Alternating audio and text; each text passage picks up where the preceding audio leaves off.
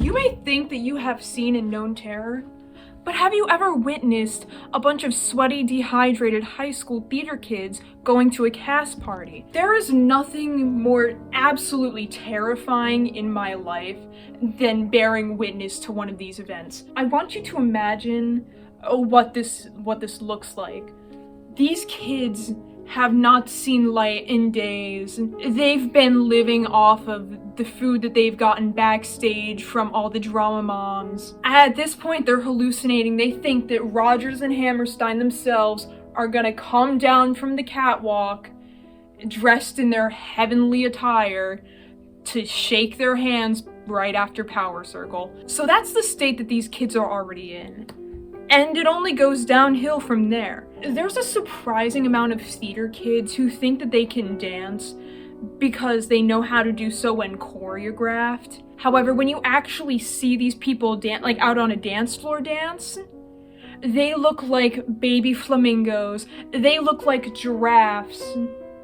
Oh wait, no, fuck. Giraffes actually walk pretty quickly. If I picked up a drama kid off the dance floor and they managed to take a step towards me, I would be surprised. I would be surprised that they knew how to walk. Now, for me in high school, our cast parties were always held at the school, down in the cafeteria. And usually you'd get there, there'd be some kids there already. Everybody's decked out in clown makeup, except for the techies, of course. No, the techies are probably the ones who organize this whole thing, them and the drama moms, who, if you're unfortunate enough, one of your moms is also one of the drama moms. She's sitting there. Oh, that's my darling. Oh, you did great in tonight's show, honey. You did really great. As a kid, this was always the worst thing. You'd be like, because you're still too tired. You're like, and you have the techies that are sitting in the back. They think they're very cool. Techies think that they're way cooler than they actually are. I have never met a techie who is actually cool.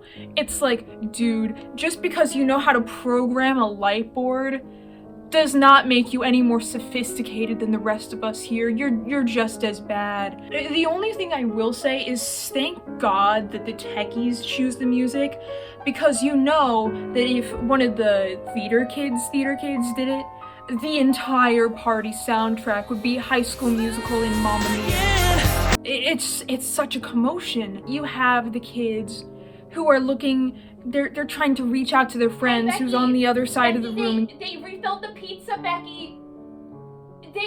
Yeah. Do you want me to get you a slice? Okay. Yeah, okay. 2? Okay, cool. I'll go do that. You have the kids trying to poorly dance.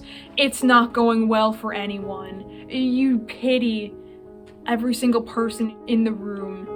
And then the worst kinds of dancers are the ones that are like, they don't realize this is a casual dance party. This is pseudo homecoming. This is not Swan Lake.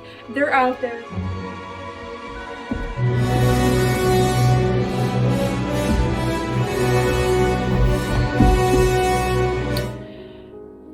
Nobody wants to see it. Nobody wants to see it. And oh God. You know there are the few obligatory songs that they have to play because it's a dance. They need songs, you know, everybody's gonna know. Which is it's all fine and dandy. It's all fine and dandy. Until you have Bohemian Rhapsody. The Wrath of the Gods. You have 2 different girls named Jessica. They're both going, Galileo, it's just a poor boy from a poor family, please. So you think you can love me and spit in your eye? It's a train wreck. There's no better way to put it. It's just a goddamn train wreck. You have the few kids who sit in the back. They're hanging at a table. They're with their friends. They're talking about their dog. They're talking about, I haven't seen Flufferkins all weekend. Yeah, well, maybe that's your fault. You're the one who signed up to do this. Why are you complaining? You have the kids in the back probably techies, because techies are always the most somehow scary of them all. They're sharing memes with their friends. They're taking videos, putting them on their They're putting them on Twitter. They're in high school, and they're putting videos of this on Twitter. They think that somebody is going to notice and care. They genuinely think that. There's a guy named Jason. He's talking with his friends. You come over, he's like, hey, that's a spicy meatball, right? And all of his friends, probably named Todd, Jacob, they're both laughing at you, and you don't know why. You don't know why. You just want to escape this hellhole. There's no better way to describe this experience than being there, except I wouldn't wish that upon anybody. If you have been subject to one of these horrible, horrible times, I strongly suggest you call somebody, you get some help, go to therapy, it'll do you wonders.